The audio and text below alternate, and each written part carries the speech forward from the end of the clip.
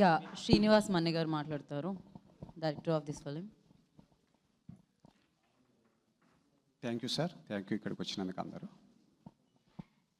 Sir ఇక్కడ అంటే వీళ్ళంతా పెద్దవాళ్ళు, వాళ్ళు మాట్లాడుతున్నారు, మాకు ఏం మాట్లాడాలో కూడా అర్థం అవ్వట్లేదు.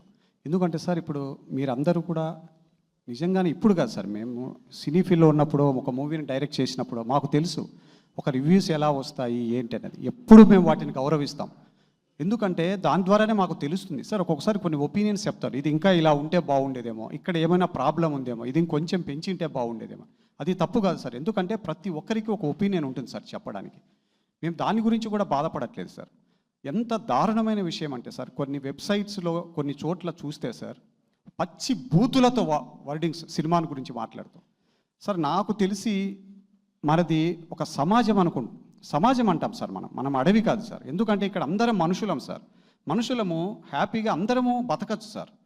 ఒకరు బతికితే మనం కూడా బతకచ్చు. ఒక అడవి అయితే మాత్రమే నాకు తెలిసి ఇంకొకరిని చంపి మనం బతకాల్సి వస్తుంది. కానీ ఈరోజు ఎంత దారుణమైన పరిస్థితులు వస్తున్నాయంటే, ఎంత నీచమైన బూతులతో రివ్యూస్ పెడుతున్నారు కొంతమంది సార్. మీడియా ఇచ్చే ప్రతి రివ్యూని మేము గౌరవిస్తాం, కానీ ఒక నెగిటివ్ క్యాంపెయిన్ జరుగుతుంది చూసారు సార్. అసహ్యకరమైన పదాలు, అసహ్యకరమైన బూతులు, ఏవేవో ఇన్స్ట్రుమెంట్స్ చూపిస్తూ వాటి ద్వారా చెప్పడము ఎందుకు అనేది కూడా అర్థం కావట్లేదు సార్. నిజంగా ఏది ఉన్నా ఆడియన్స్ అనేవాళ్ళు రెస్పెక్ట్ చేస్తారు సార్. సినిమా బాగుంటే మమ్మల్ని ఉంచుతారు, లేదా బయటికి పంపించేస్తారు. దీన్ని ఎవరమో అవాయిడ్ చేయలేము సార్. ఒక చిన్న క్లిప్ చూపిస్తాను సార్, నేను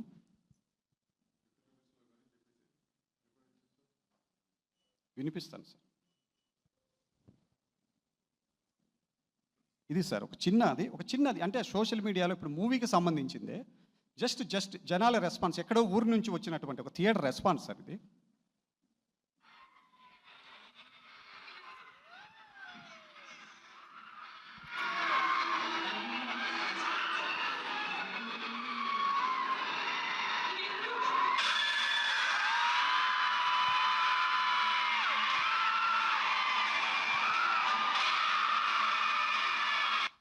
ఇది సార్ జనాల రెస్పాన్స్. థియేటర్లో ఇటువంటి సీన్స్కు ఒక 10 చోట్ల జనాలు ఇంత షౌట్స్, ఇంత ఇదిగా జనాలు రెస్పాండ్ అవుతున్నారు.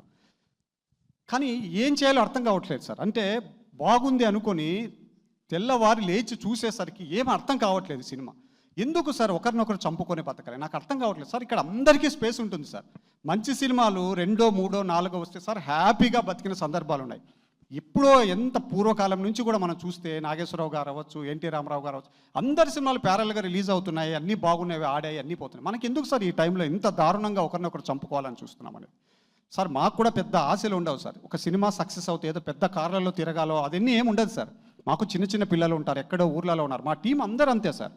ఎంత దారుణమైన పరిస్థితుల్లో కొందరు టీంలో పనిచేస్తున్న వాళ్ళు కుటుంబాలు, చిన్న పిల్లలు ఎక్కడనో ఉంచుకొని అందరు ఇక్కడ వచ్చి పనిచేస్తున్నారు. ఒక సక్సెస్ వస్తే కుటుంబాన్ని దగ్గర పెట్టుకోవచ్చు, పిల్లలను దగ్గరగా ఉంచుకోవచ్చు. ఎందుకంటే ఏ అర్ధరాత్రిలో ఊర్లలో పిల్లలకు ఏ జ్వరం వస్తే చూపించడానికి కూడా ఇళ్లలో ఎవరు తోడుండరు సార్.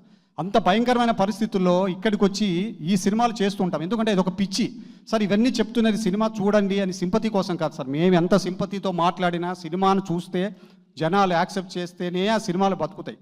వాళ్ళకి నచ్చితే చూస్తారు, లేకపోతే లేదు, అది మాకు తెలుసు. కానీ ఈ చంపుకుంటున్నాం చూసారా సార్, మనం ఒకరిని బతికించడానికి మళ్ళీ ఇంకొకరిని చంపాలి అన్నది, ఇది కనుక కంటిన్యూ అవుతాయి సార్ ఫైనల్గా ఎవరు మిగలరు సార్ ఇక్కడ ఇండస్ట్రీలో. అది మాత్రం మేము చెప్పాలనుకుంటున్నాం. దయచేసి ఇది వద్దు సార్, అందరినీ బతకనివ్వండి, అందరం హ్యాపీగా ఉందాం. సినిమాను జనాలు డిసైడ్ చేస్తారు సార్, ఆడియన్స్ డిసైడ్ చేస్తారు. మీరందరూ రివ్యూస్ ఇచ్చారు, మేము దాన్ని ఎప్పుడు గౌరవిస్తాం సార్. కానీ బయట జరుగుతున్నటువంటి ఒక రకమైన నెగటివిటీని దయచేసి మీడియా మీరు కూడా చూడండి సార్, అబ్జర్వ్ చేయండి సార్. దయచేసి దీన్ని ఎక్కడైనా సరే ఒక చోట ఆపాలి సార్, లేకపోతే ఇది ఇండస్ట్రీ మొత్తాన్ని నాశనం చేసుకుంటూ వెళ్తుంది sir. Thank you sir, thank you very much. Thank you అండి. అండ్ నా దాము గారిని మాట్లాడాల్సిందిగా కోరుకుంటున్నాం.